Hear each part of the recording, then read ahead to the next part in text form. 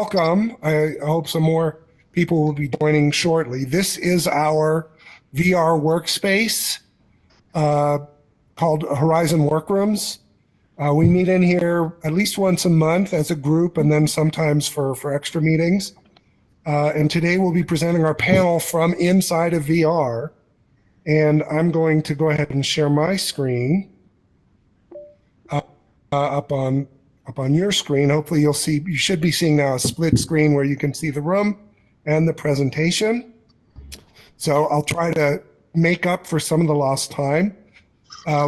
Starting with what is VR, what you're seeing now is a two-dimensional representation of VR. So we are in VR, but you are not. You're just seeing a representation of it. And VR is only one of what goes under the umbrella of XR.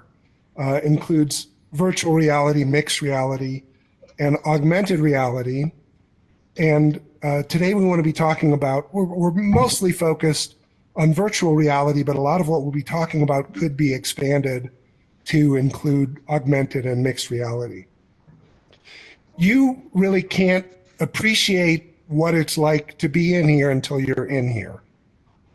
And I still remember, in particular, I remember Bonita. When Bonita joined, she just kept saying, "Oh, wow," quite a bit when she first got access to this space. And it really is a very amazing reaction. Some of us I've been working with VR. Actually, my dissertation, I worked in VR prototypes in the 90s, but have been working in this, the meta, formerly Oculus world for about 4 or 5 years now. It's like making a leap from a phone call to a video call, maybe even more so, to jump into this space where you're surrounded by these cartoony representations of your coworkers and your friends, and very quickly you almost start to think of them as being as real as the real person. There are people in this room who I have met in person once or not at all. There are other people who I've spent some time with in person, and the avatars that we exist as here have sort of become the person. For example, Mark, who we've met in person a couple times, I think Mark now, when I picture Mark, I almost picture him as looking at like his avatar. Also, by the way, when you hear the person sitting to your left, you hear them in your left ear. When you hear the person sitting to your right, you hear them in your right ear. If someone's sitting farther away from you, they're a little bit harder to hear. There's some fake microphones up here so that I'm sort of amplified to the whole room. But unless you have a fake microphone, that distance effect is also part of what you experience. I'd like to ask our tech host if we can play the first video clip. This is an interview with Mark Zuckerberg about some of the magic that's coming to replace our cartoon avatars. So can we play that video? The following is a conversation with Mark Zuckerberg inside the metaverse. Mark and I are hundreds of miles apart from each other in physical space, but it feels like we're in the same room because we appear to each other as photorealistic codec avatars in 3D with spatial audio.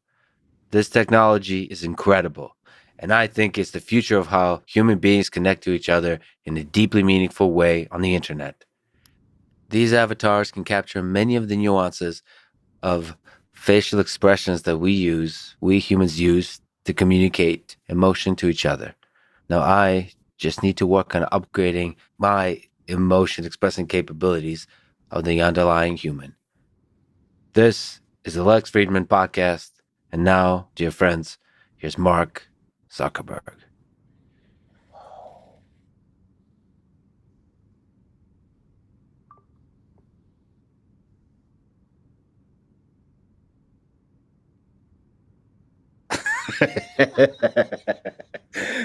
What you see in the black background, those are the avatars. Those are the updated avatars. Wow. Oh, yeah, we can put the light anywhere. and it doesn't feel awkward to be really close to you. No, it does. I actually moved you back a few feet before Mark, you you got think it. that's Well, enough? You were like right here. I don't know if people can see this, but this is incredible. I'm not hearing sound. The I realism don't know if here is the just people incredible. in the Zoom are hearing the sound. Where I think am in I? Zoom they Where can are you, hear Mark? it. But where are we? let's go ahead You're and an jump officer, back right? No, I mean this to the place. screen share here. Jorge, I can only see you. Can you wave if you heard the audio with that? Okay, you did hear the audio. Good. Great. We're shrouded by darkness. Either we can It's hear it and you ultra can't, or vice versa. realistic. But if we can stop sharing the Hey, video, I'll jump it just back into feels the like when- presentation. So now our group, we have recently completed our second year as a group. Some people joined just for year 2, but year 1 was really about just learning about VR and getting our feet wet and feeling comfortable, and in some cases even getting over motion sickness that some people experience when they first start using VR, and exploring what's available and sharing ideas and impressions. So year 1 was a lot of fun, no kidding, and we got to play games and go on tours around the world and experience a lot of stuff in VR. In year 2, we shifted our focus a little bit more towards how can we use this engaging immersive technology to better the educational experience that our students have. So we looked at our UAGC curriculum, but of course this could be extended to any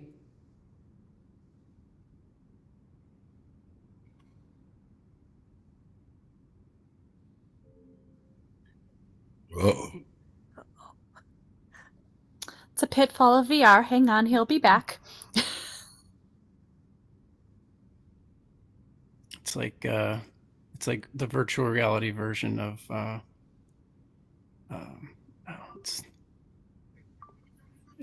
Your internet is unstable. What's interesting is we can hear you guys in the workroom, but like you said, Dan lost his internet, like his connectivity, but we can still hear you guys.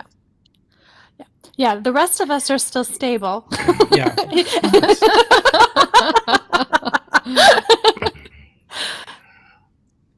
You know, if Dan doesn't come back in a minute, I could put this.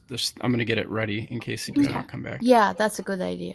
You know, I'd like to share a story real quick. While we were in one of our work group meetings, I was sitting next to Dr. Handy, and she moved her chair back, and she was sitting right here next to me. And in the process of moving the chair back, she thought she rolled over my foot, and we both looked down to make sure my foot was okay. I mean, it really is. It really does feel like we're all together. Yes, it is. The problem is we don't have bottoms. There's no bottom half. So you can't roll over your No feet. That's coming, Bonita. We're only Bottoms are coming. torsos. Okay. It says Dan's joining. One of the Okay, fun things I think is watching people show Oh, up. There you Dan are. is back. The lights. literally the first time I've actually been kicked out of a meeting in workrooms. But sorry about that. I don't really know how to explain it. But I'll continue where I left off, and hopefully I'll be able to stay this time. So we looked at our curriculum and identifying areas with high potential for integrating VR, and then planned hypothetically how to bring VR experiences into our curriculum. In general, we focused on, we had a brainstorming area in Microsoft Teams, and they started to coalesce around 3 areas: real-time presentations in virtual spaces, which is what you're seeing now, developing new study skills, and scientific field trips. And I'm going to ask our first presenter to talk about presentations in VR spaces. I'm going to jump to the back of the room.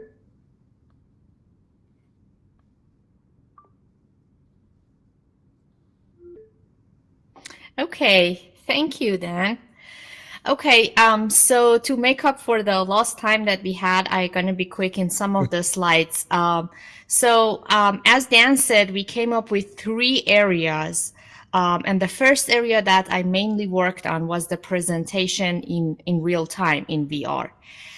So we have so many courses at our colleges that have an oral component to it, and those courses who have that have oral component make a great candidate to include a VR component. For example, a speech 103 students practice speeches in there. In BUS 330, students have to present a marketing plan to a group of audience. Or in the capstone course of the education program, the students practice their interview skills. So all of these right now are just getting recorded and posted and, in an asynchronous manner, but all of these courses can have a VR component. So before jumping to BUS 330, the Market Principles of Marketing course, I would like to emphasize once more the characteristics of VR that is very unique to VR, and we cannot have that in any other way. Next slide, please. So as Dan mentioned, the spatial audio is awesome. So if you experience it, you can understand what I mean. But that is one opportunity that you cannot have it unless you are in a VR room. Another thing is the immersion and the interactions. As you can see, your avatar can move in the 3D area of the VR, and they can interact with objects, and they can get engaged in a more meaningful way that is not possible when you do a video conferencing over Zoom. But one caveat of using VR in courses would be that since we want to have it live for the audience, there should be multiple synchronous sessions scheduled by the teacher, so that if students cannot make one, they can attend the other one, and it takes a little bit of more time and coordination from the instructor. But other than that, everything else is in another level that really adds to the learning experience of students. Next slide, please. Let's talk about BUS 330 and the final project, which is developing a marketing plan. So BUS 330 is the 3rd course in the BA of Marketing core curriculum, but 7 other programs at the Forbes School of Business and Technology share this course. So this is a very high enrollment course. For the final project of this course, students need to pick one of these 7 companies: Uber, Subaru, H&M, Budweiser, Taco Bell, Bank of America, and Under Armour. One of them they pick, and they assume that they are an intern for those companies. And they have to come up with a very first product, with a very innovative product that right now these companies do not make. And then for that product that they come up with, they have to talk about their aspects and feature of that product, the price, the promotion, the place and distribution, and of course some global expansions. So it is a really great project, and it is a very multifaceted project. So in phase 1, they write their marketing plan, but in second phase, they have to present their plan to a group of audience. So if you have ever watched the series Mad Men, you know how a marketing speech or marketing pitch will go on. You have a very short time. You have to be really engaging and relatable. You have to be confident, concise, clear, and relevant so that your audience, buy your idea, get convinced that, your idea is good, it is worth to be considered and funded. And that is what students need to practice in this course. So when they get to the real world, they can be as confident and concise and, and influential as they need to be. And it needs lots and lots of practice. So right now they just record themselves and post it, and the teacher would see that and would grade them. But if we can have this project to be presented in real time, there are so many benefits. One benefit specifically is that the audience, we can define different audience for the students to present in front of. For example, they can present in front of group of investors. For example, if they choose Under Armour, they can come with this idea of, for example, a virtual training assistant using augmented reality and AI. So this product that is going to be branded Under Armour brand should be pitched to a group of investors, and the investors have to fund that idea. Or it can pitched in front of a group of potential customers like celebrities and athletes who may be interested in this product. Or the C-suite executives of Under Armour could be another group that can, listen to this idea and probably, love it and, action on it. So there are a variety of places and areas that VR can be very helpful and add to the experience and the learning experience of students. Next slide, please.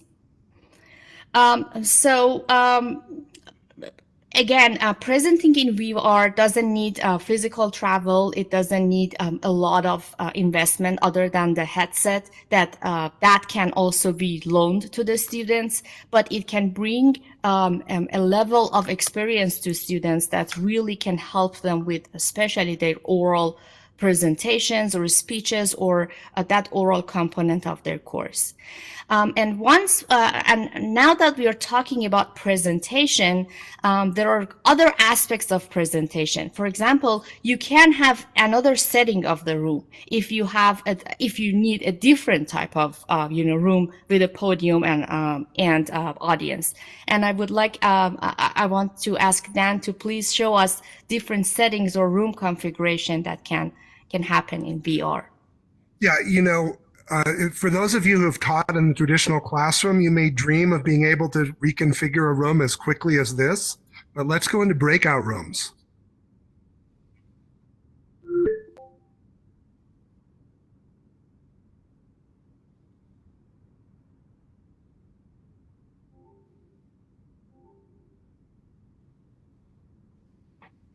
We have meeting rooms. Hello. This configuration is called conversation. Hello again. And the room itself can be changed. So maybe you'd rather be in a cabin by a lake. So here we are. We just moved the whole group with no time or no expense involved. Or maybe a retreat on the beach. So here we are on the beach. I'm gonna, yeah. Mm-hmm. You can even let's hear the sound of the waves. We'll stay on the beach the rest of the time. I'm gonna reconfigure to breakout to a presentation and show you one other thing, which is that I can go up to the front of the room. There we are. Hello. I can actually, this works as a whiteboard. I can draw on the whiteboard, and we'll show that in a bit. I should have stopped sharing the screen, but the room is very flexible and adaptive. I'm going to go back to my seat and continue.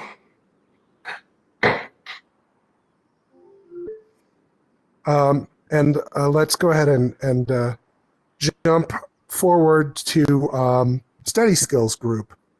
And I believe Jessi is going to go up to the podium and continue the presentation.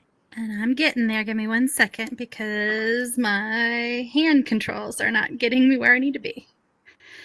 It's still a mastering skill for me too. There we go. Now I can go where I want to go. Oh, hello, everyone. Thank you for your patience. I'm representing a wonderful group who worked on how VR can be used for building study skills. And when we think of study skills, there's lots of options here. So we decided to take almost a meta-cognitive approach to study skills that I'll get to in just a second.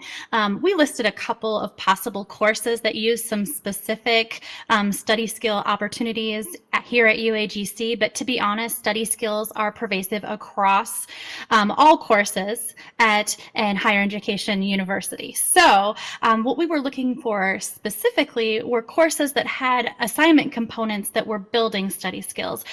So the course we ended up focusing on was Gen 102, which involves digital fluency, and one of their assignments is looking at mind mapping. So we'll get to that in just a moment, but we also considered the possibilities of using things like graphic organizers and English 121 and additional perspectives of assignments in the psychology world that Dana and Michelle could speak to in even greater detail.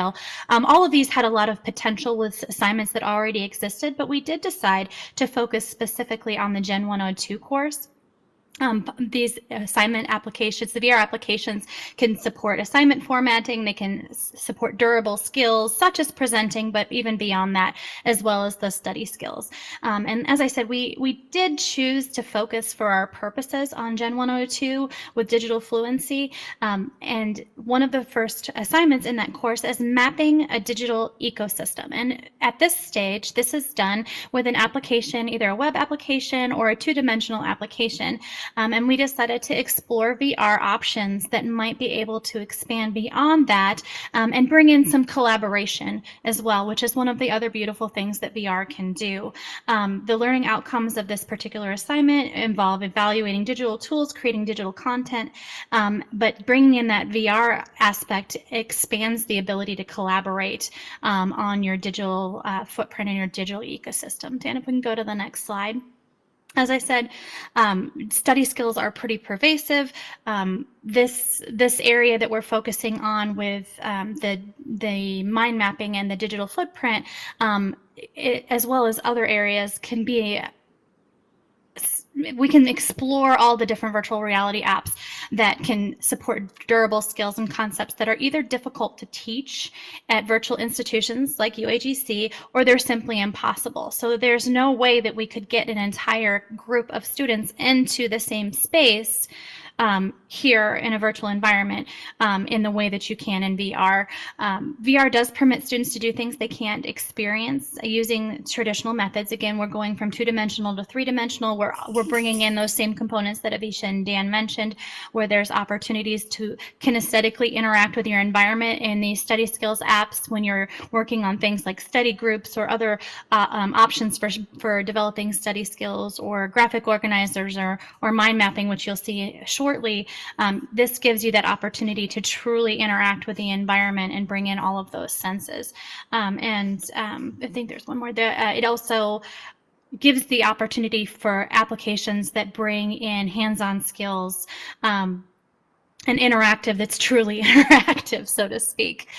So let's look specifically at the assignment we looked at. Like I said, we kind of took a metacognitive approach to this, where we mind mapped different study skills apps that might be out there in VR. And you're going to see what that looked like in the virtual world in just a second. But before we take you there, because you will be transported to our interaction, what we looked at was we examined some of the potential skills that could be fulfilled using some sort of virtual reality application. We looked at time management skills. We looked at effective note-taking opportunities using VR applications.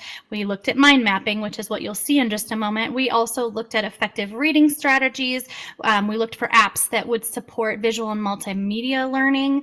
We looked for apps that would work to build that healthy study environment. As you look around here, you can see we are in the Mediterranean. That is definitely a distraction distraction-free space, or maybe it's a very distraction-oriented space, depending on how you look at it, but you can configure that distraction-free environment. And we also looked at opportunities for building study skills for collaborative learning opportunities. And as of right now, there are apps for some of these, and the App Store is growing every single day. So as you can see, Dan, let's go to the video. There's no sound on this, so you're not missing anything in the Zoom room, but I'm going to just speak to it a little bit while it's playing. That this app for mind mapping is called NODA, and they are this app was developed to give you the opportunity to take an idea and brainstorm in a space. And you'll see here there's a group of us in NODA, and we are mind mapping different study skills here.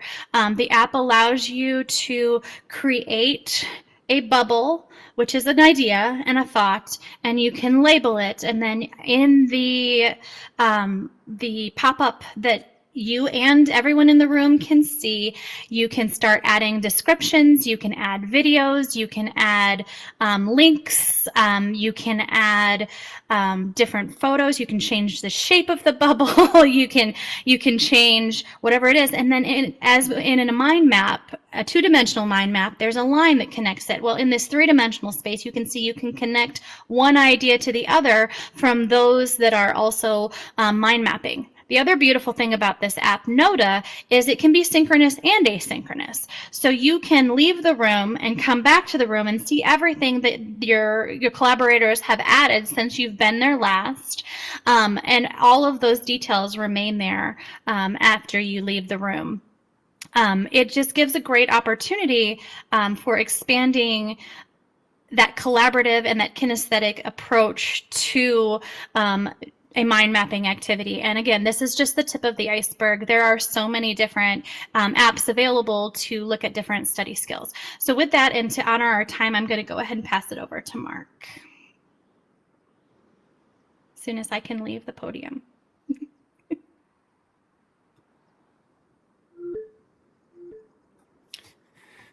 Thank you so much, Jessi. Yeah, so I was part of the scientific field trips group, and some of the courses that we looked at, a course that I teach a lot of, Science 207, are Dependence on the Environment, Information Systems Management 500, and Psychology 350. And what we were thinking about, and if you have experienced VR, or when you first dip your toes into it and look at the different apps and experiences that are available, there are a lot of things that you can do in VR that are not possible either financially or actually physically possible that you can do in VR. So we decided to focus on Science 207, our Dependence on the Environment, which is a general education science course with a focus on environmental issues. So we pretty much have non-major students, and they're asking themselves, why should I care about science? Why should I care about the environment? And I think that experiencing some of these things in VR could make a meaningful connection to those environmental issues and their importance. So you go. So scientific field trips, as I said, there's no practical way for UAGC classes to meet in person, but in VR, we can go on a virtual field trip together. Some things can be experienced individually, some can be experienced as a group, such as this experience. Location, time, laws of physics are not limiting factors. We can look at biological processes from inside. So there's apps where you can go inside the human body. You can shrink down to the size of a cell and see what's going on to learn about biological processes inside of a cell. You can go into space. You can be huge and look at our solar system from a macro perspective and manipulate objects in the solar system. And it's a totally different experience than reading about it, watching a video. You feel there, it's very impactful. It has a lasting impression. It's the novelty, the depth, the sense of it. So if we could have the tech host queue up to 3 minutes and 33. This is a video, and it can be viewed in 2 dimensions, or it can be a 3D video, but there's also an app. And this talks about the overview effect, which is the phenomenon of when astronauts go to space and look out on the Earth, and they get this sense of, how small we are, how connected we are, how important it is to protect this one home that we all share. So if we could just play that time from, this. Thank you.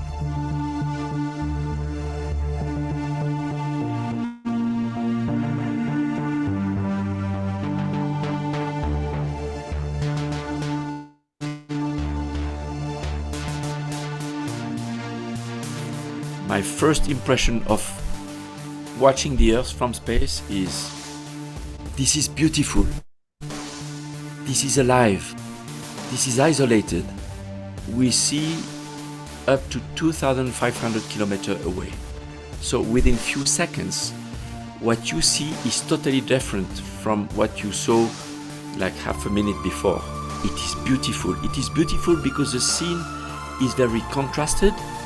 It's colorful, and because it is so extraordinary and fascinating, you are moved to the point that you cry.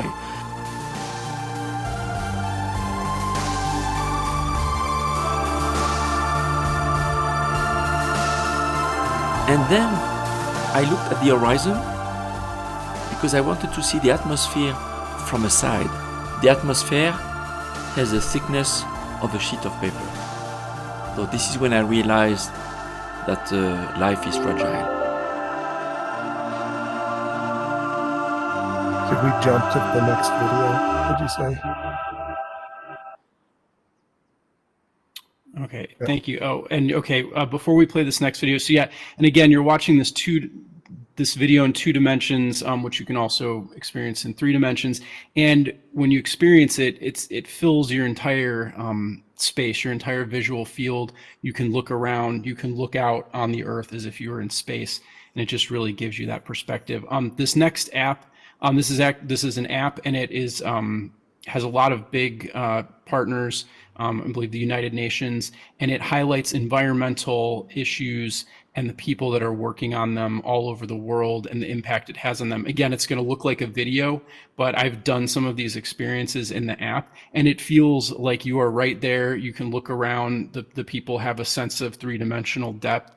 And I remember, it's not in this trailer, but there was one of an area in sub-Saharan Africa that had extreme drought issues, and they were bringing water in, and you could just see all the people coming to get the water in this area that was affected by climate change, and just so impactful to actually be there. But yes, let's go ahead and play this trailer for an app called Ecosphere.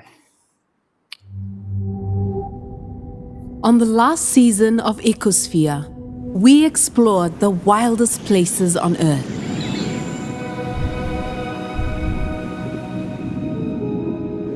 In the next phase of our journey, visit the people who face the greatest challenges of our time.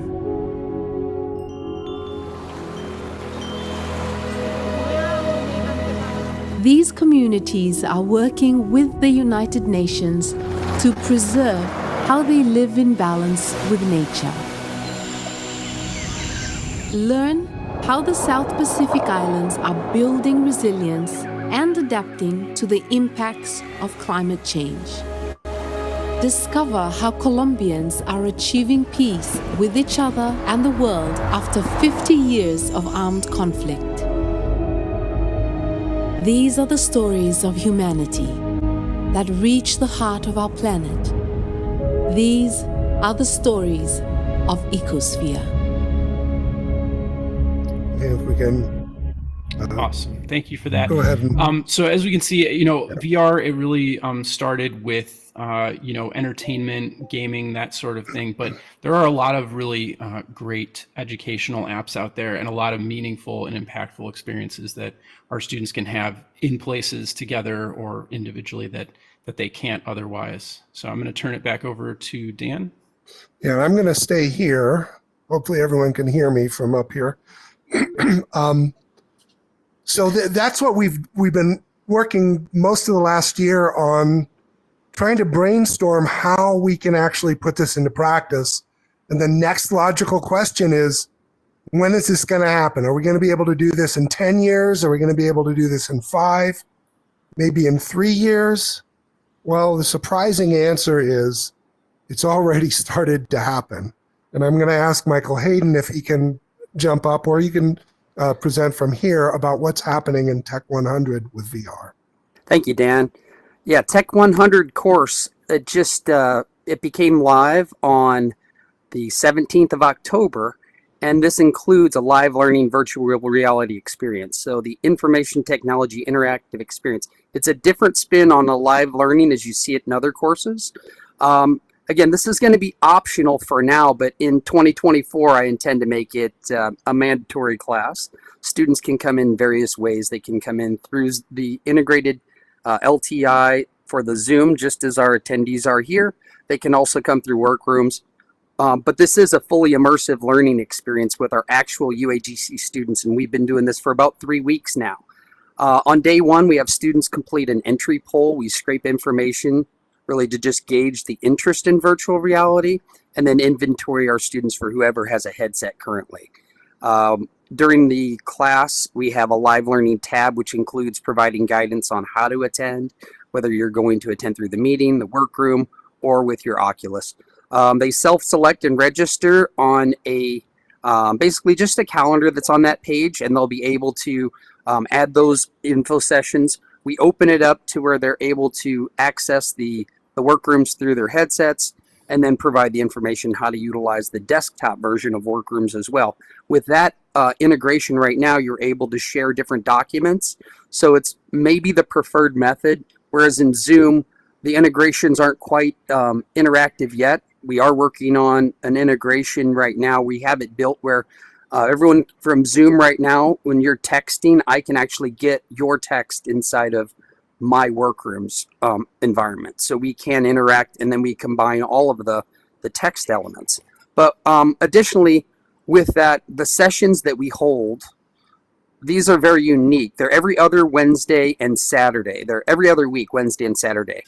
We discuss business ideas and concepts with VR, as well as really an interactive discussion with projects. So this is a beta test, and I think with Dan and some of the discussions we've been having, it's helpful to understand the involvement and excitement from our students. It's very interesting. We have projects that we're working on where we integrate labs. We're using our hands-on labs. We do study sessions after the environment. After this session, we'll use this environment to have a breakout groups as well. With the new pass-through, I have the new headset and the other enhancement. It's improved almost sevenfold, and really the importance of this technology for our students. It gives them this competitive advantage. It's a very real competitive advantage. We're working on XR and dev opportunities. We're utilizing Unity software. We're able to develop our own workroom and environments. And with this live learning, it is spatial, as you've heard other people say. It's very interactive. It's nothing like you've ever experienced. And when students first get in here, they're going out and buying headsets. They are literally the day of our class trying to get back with a headset so they can interact. And most of the students that we've had, we've only had 2 live learning sessions, but all the students that have experienced it are saying they will attend additional sessions. So actively engaged and really experiencing a lot of positive results. No one's disliked it. So then after each sessions, we do Q&A. We try to clarify, enhance the levels of their understanding, experience, and what they like about it. And then also, just again, it's a unique space. The different topics that we can discuss, and it's really just a futuristic environment. So with the technology students, it's like a mandatory thing that we curate this. It's too good to pass up. I'm actually bringing these out into the community this week to an NHRA event with about 4,000 students, and I'll be doing some virtual reality headsets with some drone integrations. And just in the interim right now for technology studies, we're continuing our research and then developing environments, objects, and CAD integrations with Unity and C#. And then it'd be neat to see how we can develop this, whether it's with financial aid or I'm looking for donations as well to support at least 10 headsets so I can give them to the students that don't have them so we have more interactions. That's what we're doing right now in Tech 100. It definitely deserves a high five, which you can do in here, by the way. So yeah, and that segues into year 3 of this experience. We're not funded by it's an unfunded year 3, but that gives us the opportunity to look for grants to get more VR headsets for actual student use and probably a few more for faculty use as well. It's worth a mention, Michael just mentioned that the Quest 3 headsets are out. That means a lot of people are selling their old Quest 2 headsets for a pretty reasonable price, maybe $150 or $200. So if the $300 to $400 before was too much of a barrier and $150 into $200 is not, keep an eye open for people selling those. We have a good idea of where the high potential areas are. And just through 2 years of working with this technology, I think we've got a sense of how to expand the scope of our vision. But it's no longer a matter of if this technology is coming, it is a matter of when. So because of the tech issues at the beginning, we've had to cut into our Q&A time, but I'm happy if there's anyone who would like to ask a question. I'll jump up here.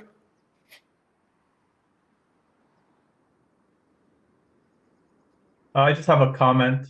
Great presentation. Thank you for sharing all the work that you've done. This is Jorge. Yeah, just curious, one thing is in the classrooms, but we have so many other ways to connect with students, right? So obviously we have, student advising, and we also have different student clubs. So, how can we also apply kind of this virtual reality at kind of a lower potential, I don't want to say, we want to give everybody an opportunity, right? And a lot of times you make these, these learning activities optional because not all students can potentially use, the headsets or what's required for virtual reality. But how can we use it in other areas that's kind of lower risk for us as academics and kind of better kind of learn how to utilize the technologies? So not a question, but just more of a comment. I mean, at UAGC, I recently started a community that's open to students and faculty through our UAGC Connect page. And that would really be open to people who already have this technology, but it's a very different question. If everyone already has the headsets, then we can be a lot more ambitious in what we do with it, but that doesn't seem to be the way that it would unfold. Michael, I think you were raising your hand. Well, I was just going to mention, I think the barrier for the cost being so low, you also have to kind of attribute that to students would not necessarily need as much assets with, like, say, a computer or a tablet or something. I can, in my VR headset, I can do labs and I can get on the internet and I can do even the virtual labs we have in Tech 100 without a computer. So it's actually even a lower barrier than you think. You don't even need a computer to access, the materials. Mm-hmm. Interesting. Great. Thanks, Michael. And thanks, Dan. It sounds like you're already going down that path. Well, for UAGC Connect. I feel like for those of you on the call who have not had a chance to try this technology, if you did try it, I think you would be sold on the potential fairly quickly. I do want to thank all of our participants. I tried to include everyone's name that I could find in our Teams workspace. I hope I didn't miss anyone. This group has been great to work with. We will be continuing our work in a third year, developing grants, I hope, on a voluntary basis. If you end up getting one of these headsets and would like to come to one of our meetings, my email and Mark's email is at the bottom. Mark has been sort of the co-leader of this group, being one of the first people to get a headset besides myself. And, any questions that you didn't have a chance to ask, please feel free to send my way or to send Mark's way. I hope we will see you here in our beautiful beachfront workspace. And, definitely want to thank you for your attention and for your patience through the technology challenges. And I don't know if in the 2 minutes left, if anyone in the group has any thoughts to share. Well, Dan, I could just add one element is when we do have our technology studies, live learning sessions, I can invite anyone that would like to attend those to interact with our students and see what that technology studies, live learning session is all about. And I'll definitely plan to join one of those before too long. You're welcome anytime. Mark, I think. I'll also say I don't think we really touched on it in the presentation, but industries, companies are using VR for training purposes, the medical field, industrial applications, things where there's a very high risk or cost to failure. They're using VR to do the initial training on how to do procedures and things, and then moving to the physical training. So it's something that we're seeing in industry as well. So getting our students acclimated to it is, I think, very helpful in terms of transferable skills. Yep, as I said, it's. I think now we know it's when and not if we see this in wider use at UAGC, and other schools as well. I don't want to be. There are other schools who are maybe a little bit ahead of where we are. There are other schools that are a little bit behind where we are, but it's coming on a pretty wide scale. I see we're at the top of the hour, so I will wrap things up there with a final word of thanks for joining us today. Yes, thank you, everybody.